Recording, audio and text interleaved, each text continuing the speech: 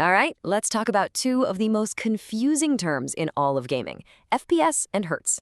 So many of us, myself included for a long time, thought they were basically the same thing, but they're not.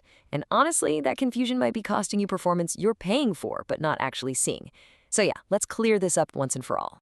So let me just ask you this straight up. Picture it. You've tweaked all your settings, your game is running beautifully, and that little counter in the corner proudly says 200 FPS. But your monitor is a standard 60 Hz display. The big question is, are you really seeing that silky smooth 200 frames per second experience? Or is something else going on? The short answer, nope, you're not seeing 200 frames. And this right here is the heart of a massive misunderstanding that causes gamers to spend a ton of money on monster graphics cards only to plug them into a monitor that just can't keep up. It's like putting a Ferrari engine in a station wagon. You're just not getting what you paid for. Okay, so to really get to the bottom of this, we need to break down what these two terms actually mean, separately. And I promise we're going to keep it super simple, no crazy tech speak, just what the stuff means for the game you're playing. First up is FPS, or frames per second. Just think of this as the raw power of your computer, specifically your graphics card. It's all about how many pictures, or frames, your PC can create from scratch every single second. This is all happening inside the box. And this is exactly why we're always chasing more FPS, right? The more frames your machine can pump out, the smoother everything looks. It's the difference between a slightly choppy video and buttery smooth motion. 60 is good, but jumping up to 120 or 240, well, that's a whole different world, especially in competitive games. Now, let's talk about the other side of the coin, refresh rate, which we measure in Hertz, or Hz. This has absolutely nothing to do with how powerful your computer is. This is 100% about your monitor. It's just a number that tells you how many times your screen can physically draw a new image in a second. So here's where it all connects. Your GPU creates the frames, your monitor shows you the frames. They're two totally separate jobs. One is the producer and the other is the presenter. And if the presenter can't keep up with the producer, you've got yourself a classic bottleneck. You know what? Let's make this even easier. I'm going to use a super simple analogy that will make this whole thing click into place. Seriously, forget about computers for a second. We're just going to talk about a tap and a bucket. Okay, stay with me on this. Imagine your FPS, all those frames your powerful computer is making, is like water flowing out of a tap. A high-end PC is like a tap turned on full blast, just pouring out water. Now, your monitor's refresh rate, that's the bucket you're using to catch all that water. So, back to our original question. What happens when your 200 FPS tap is pouring water into a little 60 Hz bucket? Well, all that extra water has to go somewhere, right? It spills right over the sides. 140 frames worth of water are just lost.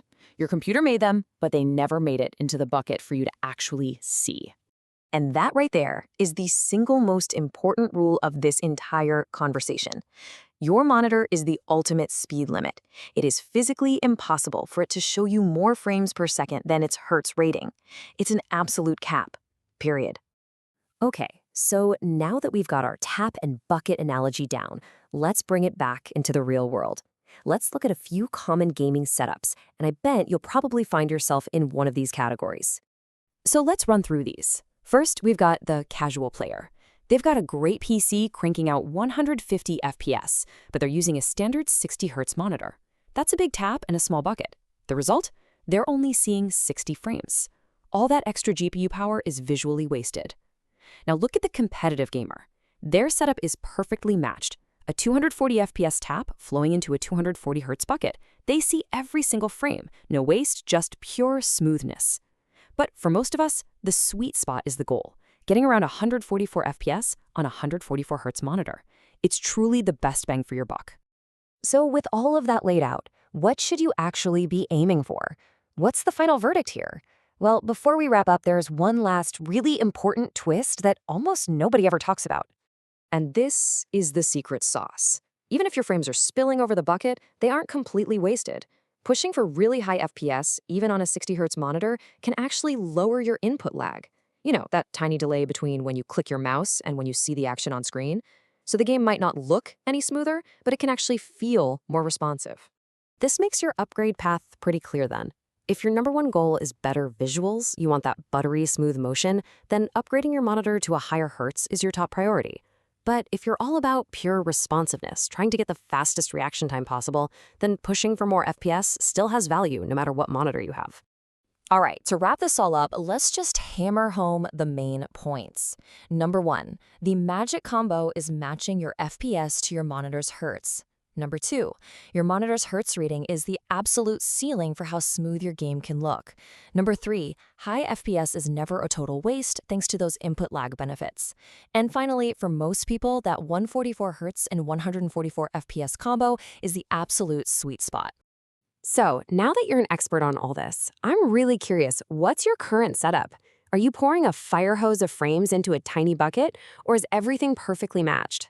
Drop your typical FPS and your monitor's hertz in the comments. I'd love to see what everyone's running with. Thanks for tuning in.